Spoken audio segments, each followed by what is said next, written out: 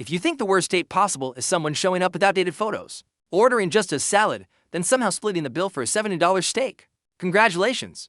You still live in the adorable part of the internet, where horror wears cheap cologne and merely forgets how to park. Because today, we are stepping into the radioactive swamp of Reddit dating stories, where the first red flag usually walks in smiling, holding wilted flowers, saying, "I'm not like other people," and, for some mysterious reason, that never means, "I go to therapy." It means, "I have a jar of hair in my bathroom cabinet," and I consider that character development. So keep your judgment ready, because at some point you will have to decide whether these people met stalkers, emotional disasters, low-resolution criminals, or just human beings assembled by the universe on a Friday afternoon with half the parts missing.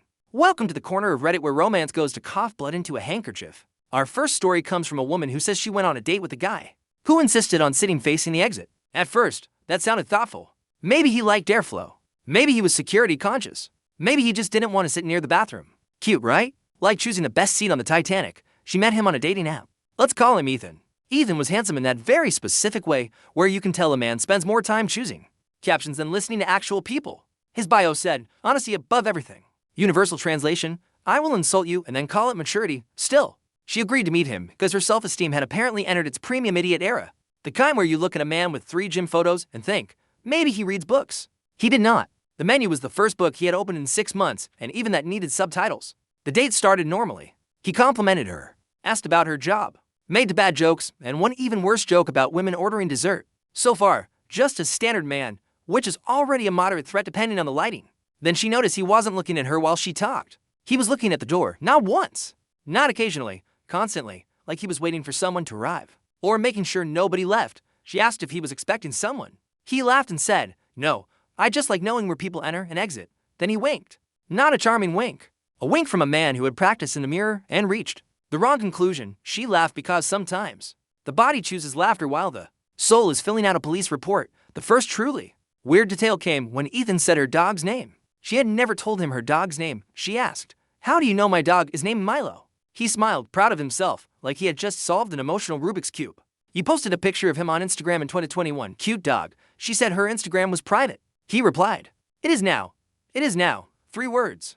A tiny poem written by a red flag with lipstick on its teeth. She froze. Ethan noticed and tried to smooth it over. He said it was no big deal, that everyone researches people before a date, that women do it all the time. And yes, researching someone before a date is normal. Learning the dog's name, the approximate street of an old apartment, and the coffee shop where someone studied in 2019 is less research and more true crime documentary in pre-production. She tried to change the subject. Asked for water. Ethan ordered it for her. That bothered her. She said, "I can order my own drink." He answered, "I know.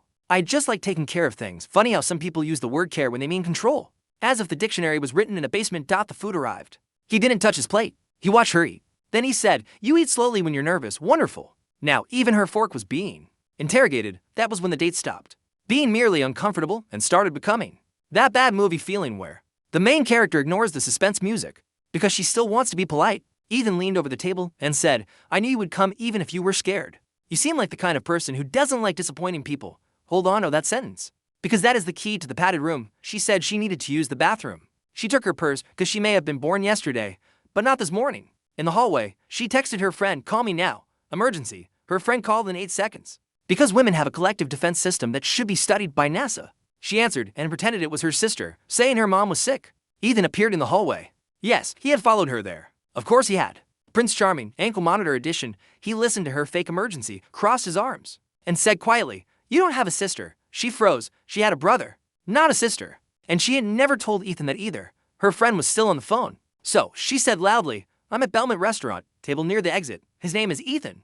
His face changed. Not angry, empty, and honestly, anger would have been more comforting. Anger is human. This looked like someone shutting curtains from inside his own skull. He whispered, "You ruined it." She asked, "Ruin what?" He smiled again, the surprise. A restaurant employee appeared in the hallway and asked if everything was okay. The woman said no. No decoration, no polite panic, no suicidal manners disguised as maturity. She said, "No, I don't really know this man and he followed me." Ethan instantly transformed into a soap opera victim. She's exaggerating. We're on a date. As if the word date gives someone permission to behave like a demon with a reservation. The employee took her into the staff area. A manager came. Ethan stayed in the dining room for a few more minutes, then left. Or at least they said he left. When she finally walked out, the manager escorted her to her car. And that is when her stomach folded itself into a suitcase falling downstairs. There was an envelope under her windshield wiper. Inside was a photo of her walking into the restaurant, taken from far away, on the back written by hand. It said, "You looked happier before you knew. The police were called." She showed the messages, the profile, the photo. The officer was professional, but had that wonderful energy of "this is terrifying." But technically not enough of an episode yet, as always. The system waits for the full trailer before admitting there is a movie. 2 days later, Ethan deleted his profile. Or thought he did.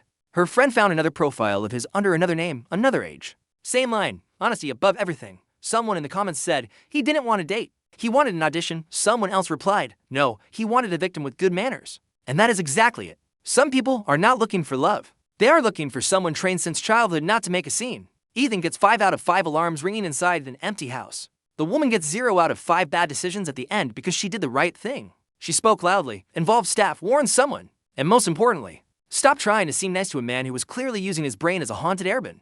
Our next story comes from Dating Hell, and the title already has the subtlety of a truck accident. My date brought his mother. Then it got worse. The woman says she matched with a guy named Ryan. He was 3 of 4. Worked in marketing, or at least claimed to work in marketing, which nowadays can mean anything from I run campaigns for companies to I sell a course about selling courses. He seemed normal in messages. A little intense, maybe, but she confused intensity with interest. Because apparently she too enjoyed turning problems into hobbies. Ryan suggested an Italian restaurant. She arrived 5 minutes late and texted him to let him know. When she walked in, she saw Ryan at a table for 4. Across from him sat a woman in her 60s, holding a glass of wine and looking at her like she was judging livestock. At an emotional county fair, it was his mother. Now, bringing your mother to a first date without warning should temporarily suspend your right to use silverware. But the woman thought maybe she was just passing by. Maybe something happened. Maybe the world was less ridiculous than it looked. The world, obviously, took that hope and ran it through a wood chipper. Ryan smiled and said, "This is my mom, Linda. She wanted to come because I take relationships seriously." Linda looked her up and down and said, "He has wasted too much time on confused women. Delightful. Nothing opens the appetite like being evaluated by an unsolicited mother-in-law." Before the bread basket arrives, she sat down.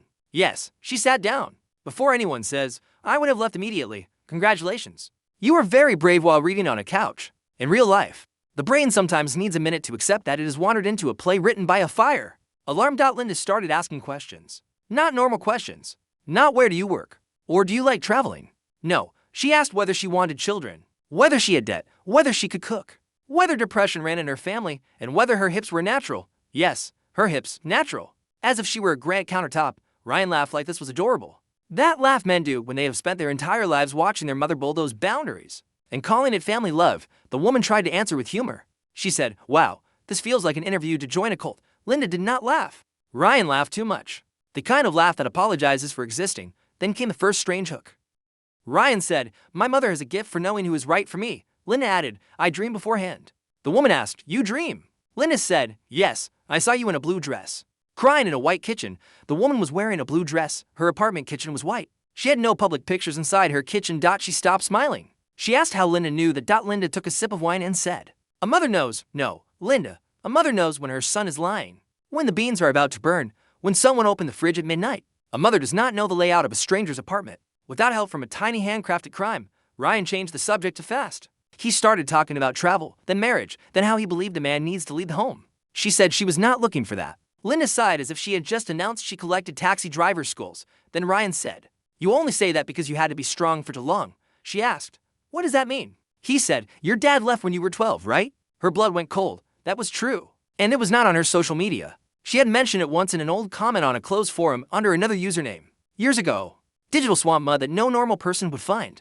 But Ryan found it. Or paid someone. Or was one of those emotional excavators who treat trauma like buried treasure. She stood up and said she was leaving. Ryan grabbed her wrist. Not hard enough to hurt. Hard enough to show he thought he could. Linda looked at his hand on her arm and said nothing.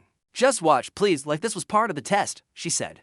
"Let go of my hand now." He let go, but whispered, "You're reacting exactly like she said." Linda smiled. She has a fear of commitment. She threw $20 on the table, which was generous because what she really wanted was to throw holy water at the entire restaurant. She went to the exit, and Ryan followed. In the parking lot, he said she was being childish, that he and his mother were only trying to get to know her, that women today run away when they meet a serious man. Yes, Ryan. Because a serious man brings his mother to analyze your hips and childhood trauma over pasta. Freud would have risen from the grave just to request a second grave. She got in her car and locked the doors. Ryan stood outside talking. Linda appeared behind him, calm, holding her purse. Then Linda said a sentence the woman never forgot. "She'll come back." The stubborn ones always come back after they dream. That night, she blocked Ryan everywhere. The next morning, She received an email from an unknown address. The subject line was, "You forgot to say thank you." Inside was only one photo. It was a picture of her apartment building door. Taken from inside the hallway. She lived on the 3rd floor. She called building management. They checked the cameras. The night before, someone had entered behind her resident, saying she was visiting her daughter. It was Linda. Linda, the first date ghost mother-in-law, had entered the building after dinner and photographed her door, probably to prove a point. Because apparently that family confused romance with military reconnaissance, she filed a report. Warned neighbors. Changed the luck. Never saw Ryan or Linda again. But months later, a friend sent her a screenshot of Ryan's new dating profile. Bio, looking for a traditional woman. Family first, family first. Yes, especially when family invades your building. In the comments, someone wrote, "His mother wasn't there to approve you. She was there to show you he already had a wife." Another said, "Ryan isn't single. He's emotionally married to his mother and looking for an employee to produce grandchildren. Surgical, cruel, necessary. Ryan gets 4 out of 5 umbilical cords never cut. Linda gets 5 out of 5 security cameras blinking in the dark. And the woman gets 0 out of 5. Because leaving a date when someone grabs your wrist is not rude. It is survival maintenance." Our next story comes from a man who says he always thought scary date stories were exaggerated. He was that functional idiot who would read women's stories and think, "Wow, that's scary. Good thing that never happens to me." Life heard that and said, "Hold my energy drink."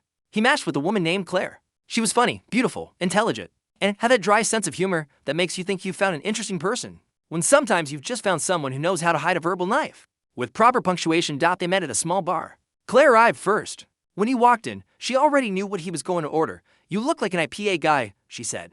He laughed because she was right. She said men with short beards and denim jackets always look like IPA guys. So far, insulting but accurate. The date was great for an hour. They talked about terrible movies, work, travel. She asked very specific questions, but he thought it was interest. Did he live alone? Did his building have a doorman? Did he work in person? Did he sleep heavily? And he, certified genius from the University of Trusting Ducks, answered almost everything. The bar started emptying out. Claire suggested they go somewhere else. He said he had to wake up early. She pushed a little. He refused. She went quiet, not angry, just switched off. When the bill came, they split it. Claire looked at him and said, "You're careful with money." He made a joke. She did not laugh. "My ex was like that, careful. Then I found out he was hiding things," he said. "I'm sorry," she replied. "You will be." He thought he had misheard. "What?" She smiled. "You'll be cold. I mean, it's cold outside." The serial killer energy in that correction was so strong even his glass probably wanted to leave. By itself. They walked outside. He called a rideshare. Claire said she would walk because she lived nearby. When his car arrived, she leaned toward the window and said, "It was nice meeting you, Tom." He had never told her his last name. But okay, maybe the app, maybe social media, maybe whatever. Then she added, "Thomas Avery Collins," his full name. He asked how she knew. She shrugged. "You're easy to find." He went home feeling like he had swallowed a dirty coin. When he got there, he blocked Claire. 3 minutes later, he received an Instagram message from an account with no photo. Blocking is dramatic for a man who lives in 804. He lived in 804. That was when his spine turned into shaved ice. He replied, "Stop messaging me." She sent a photo. It was a picture of the entrance to his building. Taken right then. The caption said, "But I walked all the way here. It would be rude not to say hi." He called the doorman. The doorman said there was a woman in the lobby asking for him. He told him not to let her up. The doorman said she had already left. Excellent. Nothing like a temporary scare to remind you the human body is basically a car alarm made of meat. The next day, he told a friend who worked in law enforcement. The friend told him to document everything, save screenshots, and not reply. He did. Claire made 2 more accounts. On one, she wrote, "You seem kinder at the bar." On another, "Men always get scared when they don't control the story." For a week, nothing happened. Then he received a package at work, a small box. No sender. Inside was a bottle of IPA and a tiny denim jacket, the kind made for a doll. There was a note, "You really are predictable." He started getting paranoid. Changed routes. Asked friends to walk with him. Warned the building. And then came the update. Because apparently no modern horror story ends before the universe pours expired sauce on top. 2 weeks later, HR called him in. A woman had called the company claiming to be his wife. She said he was having a breakdown, that he might be dangerous, that he was inventing stock and stories. She used real details about him. His job title, his boss's name, his schedule. She tried to make him look unstable before he could prove she existed. That is what people do not understand about smart stalkers. They do not always show up wearing a hood in the rain. Sometimes they show up with the convoys, complete sentences, and a reputation strategy. Modern terror has Wi-Fi and knows how to speak to reception. He showed HR the screenshots. Thankfully, they took it seriously. Possibly because Claire had used the phrase "my husband" even though he had never been married. Tiny detail. A cracked comma in the manifesto. The police finally took it more seriously after she appeared at his building again. This time she left the bag in the lobby. Inside was a new toothbrush, a men's t-shirt, and a note, "From when I sleep there." He never used a dating app again. Months later, He found out through a mutual acquaintance that Claire had done something similar to another man, except that man thought it was intense and kept dating her for 3 months. The relationship ended when she called his mother pretending to be a nurse. To confirm whether he had actually gone to visit family. In the comments, someone wrote, "She didn't want to date you. She wanted to manage your life like a franchise." Another said, "Congratulations. You survived a woman who turns first dates into ownership contracts." Exactly. Tom gets 0 out of 5. With one note, stopping all replies was the correct move. Claire gets 5 out of 5 rag dolls found in an abandoned cabin. And the guy who kept dating her for 3 months gets out of 5 brains left in the microwave. Because some people look at a forest fire and think, what romantic lighting? Our next post is shorter, but it has that metallic taste of cheap nightmare. A woman says she went out with a guy who asked her to wear a specific dress on their second date. Not something red, not something elegant. He sent a link to a dress. The exact same dress his dead ex wore in her memorial photo. Yes, memorial. The first date with Daniel had been good. He was polite, quiet, attentive. A little sad, but not in a concerning way. More like someone carrying an invisible suitcase. He told her his ex had died in an accident 3 years earlier. She felt compassion. Of course she did. She was still a normal person before that conversation became a guided tour. Through an emotional morgue. After the first date, he texted that he loved her energy. The next day, he sent the dress link and wrote, "I think this would look perfect on you." She replied with an awkward laugh and said she was not buying clothes for a date. He said, "I'll pay." She said no. He wrote, she was stubborn too. The ex. The dead woman had entered the chat uninvited, sat on the sofa, and asked for tea. She tried to be gentle and said maybe he was not ready to date. He replied with a huge message saying he was ready, that he wanted to move on, but that certain things helped with the transition. As if she were new wallpaper in his haunted bedroom, she should have ended it there. But he apologized, said it was weird. They agreed to meet for coffee in a public place during the day. She went. Yes, she went. Sometimes curiosity gets in the car while common sense waves from the sidewalk. When she arrived, Daniel was sitting with the box on the table. Inside the box was the dress. He had bought it anyway. She said, "Daniel, this is uncomfortable," he said. "Just try it on. No pressure, of course. Just a man with a textile relic of his dead girlfriend in the middle of a coffee shop. Completely casual, almost festive." She refused. He started crying. Not loudly. Silent tears. The whole coffee shop became an audience. One woman looked at her like she had kicked a puppy. Daniel said, "You had the same smile she did when she was nervous." She got up to leave. He held the box and said, "I just need to see it once." That sentence gave her so much emotional nausea she almost asked to wash her ears. In the cafe kitchen, she left. Blocked him. Thought it was over. The following Saturday, she received a message from an unknown number. It was a photo of her walking into work. The caption, "You look good in blue too." She had never told him where she worked. He had found it from a badge in an old LinkedIn photo, zoomed in, identified the logo, and went there. She filed a report. Warned security. 2 weeks later, he appeared at reception with flowers. He said he was her boyfriend, that she was in denial. When security removed him, he left the dress box on the floor. Inside, there was now a photo of his ex wearing the dress and another photo of the woman, printed out, with her face cut out and glued over the ex's face. In the comments, someone said he didn't want a girlfriend. He wanted a replacement with free shipping. Another replied, "The woman died and he tried to outsource grief to a stranger. Cruel." Yes, not wrong. Unfortunately not. She gets 0 out of 5. Daniel gets 5 out of 5 emergency therapy sessions and a restraining order wrapped. Like a birthday gift, our final story starts like a bad date. Turns into stalking, takes a sharp left turn, puts on a clown mask, and ends with a reveal that honestly feels like it was printed by a cursed office printer. The woman, Rachel, says she met a man named Nolan on a dating app. He seemed perfect. What she now understands is life's polite way of saying, "Be careful, idiot." He liked the same movies she liked, the same music, asked deep questions, remembered small details. She thought it was chemistry. It was research. For their first date, they went to a bookstore cafe. Cute, safe, well-lit, full of witnesses reading sad novels. Nolan showed up with a book she had mentioned weeks earlier in messages. She thought that was thoughtful.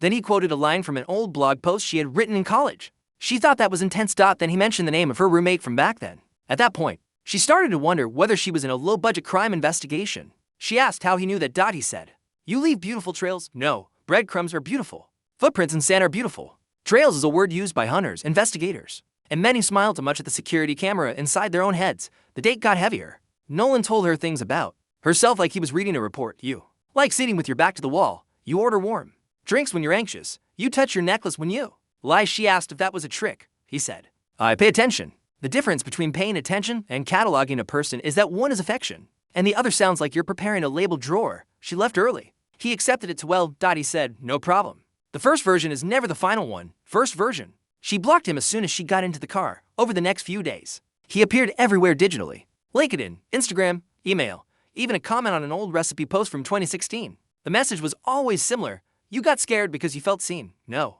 Nolan, She got scared because you act like you bought her instruction manual on the black market. Then came the update. Rachel says that a week later, she started receiving messages from unknown women. They all asked, "Did you go out with Nolan too?" One of them created a group chat with 5 women. All had similar stories. Nolan deeply researched them, mirrored their tastes, quoted their trauma, appeared in places.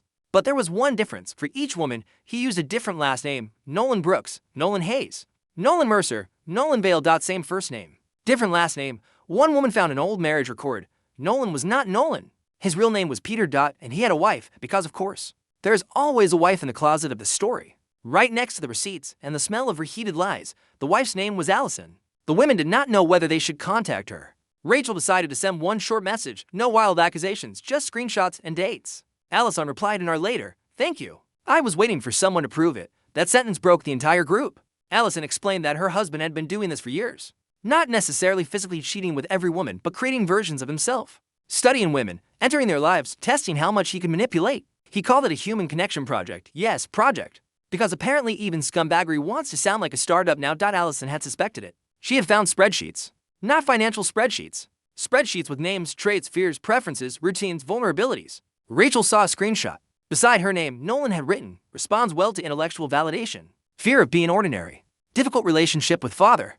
Approach, calm admiration." Rachel said reading that felt like discovering her loneliness had been used as a password. Allison left the house that same week. Took documents, money, the dog, and a laptop. Gave everything to a lawyer, Peter, Nolan, or whatever character he was renting that month. Completely lost his composure when he realized he no longer controlled the script. He messaged all the women saying Allison was unstable, Rachel was obsessed, and the whole thing was a misunderstanding. The misunderstanding had tabs, columns, and categories. Very organized for an accident. The final update came 3 months later. Rachel wrote that Allison got a protective order. Some of the women did too. They discovered he had been active in forums about romantic social engineering, which is basically a pretentious way to say how to be a predator with TED Talk vocabulary. He lost his job when the company found out he had used internal tools to find information about people. Allison was okay. Rachel was okay, but she said she would never again confuse someone knowing her taste with someone actually caring about her. And this is the point where this circus folds its burning. 10. In the comments, someone wrote, "The guy turned dating into emotional fishing." Someone else said he didn't love women. He loved gaining access. And a third person summarized it with the delicacy of a shovel. The real date was between him and his own ego. "You were just decoration." Rachel gets 0 out of 5. Allison gets 0 out of 5, the silent round of applause for leaving with the dog. Because even the dog deserved an environment with fewer demonic spreadsheets. Peter Nolan, whatever his name was, gets 5 out of 5 fake identities. And a reserved seat in administrative hell. The kind where every day he has to explain his spreadsheets to a receptionist who keeps saying, "Just one moment, for all eternity." And after all these stories, we are left with a lovely, bitter conclusion. Like cold coffee forgotten on a table, the bad date does not always arrive looking like a monster. Sometimes it arrives on time, smelling nice, complimenting your smile, saying you are different, saying it pays attention, and that is exactly where the danger lives. Because attention without respect is surveillance, intensity without boundaries is control, and chemistry without safety is just a fire with flattering lighting. So now tell me, which one was the worst? Ethan, who researched a woman's entire life and left a photo on her car. Ryan, who brought his mother like a haunted HR department. Claire, who treated a man's address like an invitation. Daniel, who tried to turn a living woman into a grief mannequin. Or Nolan, the CEO of romantic manipulation in spreadsheet form. Because honestly, after all that, staying home with frozen food, old pajamas, and blessed silence sounds less like loneliness and more like a strategic survival plan.